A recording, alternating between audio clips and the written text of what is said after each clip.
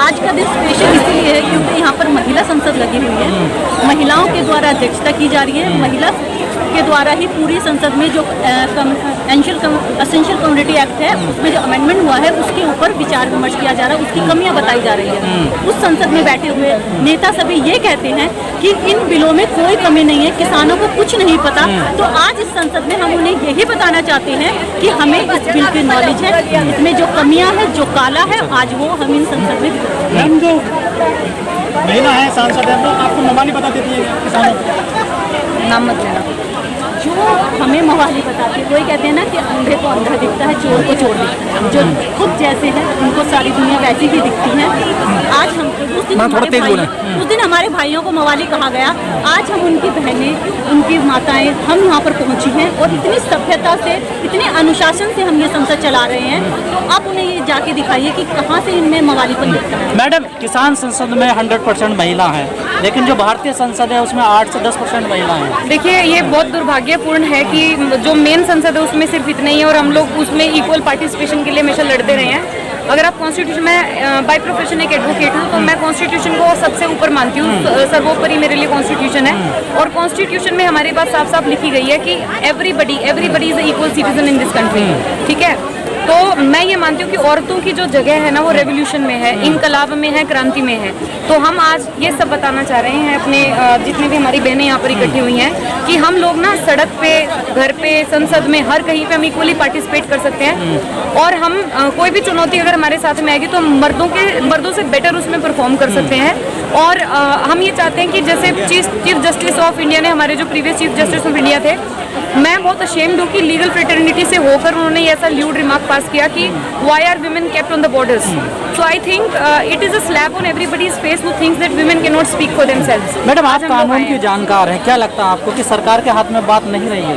सरकार देखिए, सबसे पहले अगर आप मेरे से कानून की बात कर रहे हो तो जिस तरीके से बिल पास हुए थे वो ही अनकॉन्स्टिट्यूशनल है, वो ही अनकॉन्स्टिट्यूशनल है। तो हम बाद में बात करेंगे ना बाकी चीज़ों के बारे में। पहले आप कॉन्स्टिट्यूशनल तरीके से डाइसेंट को सुनकर जो दूसरी आवाज़ निकल के आ रही है उसको सुन करके और आप ये कानून वापस से पास करवाइए, हम तब मानेंगे आपको। हम तब तक आपके साथ तो पहला कानून इस तरीके से पास, कई कानून पास हुए इस तरीके से। यही ना, हम the thing is that we are fighting for this, क्योंकि हम चाहते हैं कि आगे इस तरीके से और भी कानून पास ना हो। हम इसीलिए यहाँ पर इस चीज़ के लिए फाइट करें क्योंकि हम चाहते हैं कि आगे ऐसे कानून पास ना हो। क्या सरकार पर कोई फर्क पड़ेगा इस किसान संसद से? क्यों नहीं पड़ेगा? पूरी दुनिया देख रही है, पूरी दुनिया में मोदी सरकार के ऊपर, बीजेपी सरकार के ऊपर इतना कीचड़ उछल रहा है। द होल वर्ल्ड इज लेकिन बहुत से लोग ये कहते हैं कि ये असली किसान नहीं है, असली किसान तो खेतों में काम हम क्या हनुमान जी की तरफ अपना सीना चीर के दिखाएं कि हम असली किसान है? क्या अंदर से कुछ उगा के दिखाएं? ये कौन लोग जो ऐसा कहते हैं आपके लिए? वो लोग जो खुद गुंडे मवाली बन के पार्लियामेंट में बैठे हैं वो लोग ऐसी बातें बोल रहे हैं किसान। जन आंदोलन बन पाएगा ये किसानों? बन चुका है सर, कहाँ हो आप? 8 महीने हो चुके हैं लोगों को सड़कों पर पूरा बारिश, आंधी, तूफान में बैठे हुए। आप कह रहे हो जन आंदोलन बन सकती है? बन चुका है जन आंदोलन। लेकिन मैडम, सरकार का इतिहास रहा है इसका, पिछले 7 सालों में जितने भी कानून इन्होंने लाए हैं संसद में पास किए, विवाद रहे हैं सब पर, लेकिन कोई वापस नहीं किया। वो इसलिए नहीं किया ना क्योंकि इस तरीके से सोलिडारिटी दिखाने के लिए आए नहीं। किसान की क्या जाति धर्म कुछ नहीं है ना। एक जगह पे इन्होंने मुस्लिम और हिंदुओं को बांट दिया, एक जगह पे इन्होंने किसी बेसिस पे बांट दिया, किसी में जाति के विषय में बांट दिया, किसी में रिलीजन की बेसिस पे बांट दिया। हमें कैसे बांटेंगे? किसान की तो कोई जाति धर्म ही नहीं होता ना, खाना तो सब लोग खाते हैं। बांट तो दिया सरकार ने। कैसे बांट दिया? हम नहीं बट रहे ना, उन्होंने कोशिश तो करी है, कोशिश तो वो कोई कह रहा है जाटों का आंदोलन है, कोई कह रहा है खालिस्तानियों का। आदत से मजबूर है ना, आदत से मजबूर है। मोदी जी कभी भी आंदोलनों को मुंह ही नहीं लगाते, वो इग्नोर करते हैं हम जैसे लोगों को जो डाइसेंट करते हैं, क्योंकि उन्हें आंसर देना ही नहीं आता। क्या मोदी को कहीं प्रेस कॉन्फ्रेंस करते हुए देखा है? उनका 56 इंच का मैं तो आपके सामने खड़ी आंसर दे रही हूँ ना, पर उनका 56 इंच का सीना कहाँ चला जाता है जब उनके लिए प्रेस कॉन्फ्रेंस का कोई इन्विटेशन आता है? Where is he? मैडम, 8 महीने किसान संघर्ष कर रहे हैं, आज 26 तारीख, 8 महीने पूरे कंप्लीट हो गए हैं। सरकार के पास किसानों की कोई कमजोरी है क्या, किसान नेताओं की?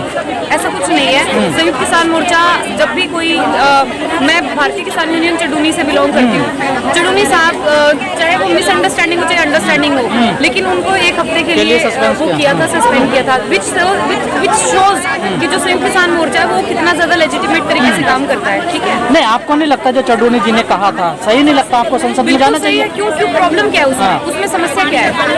नहीं, लोग तो समस्या यही क्या है? चाहते हैं। हम बीजेपी के अपोजिट में काम करने की बात करते हैं, तो बीजेपी के अपोजिट में कौन है?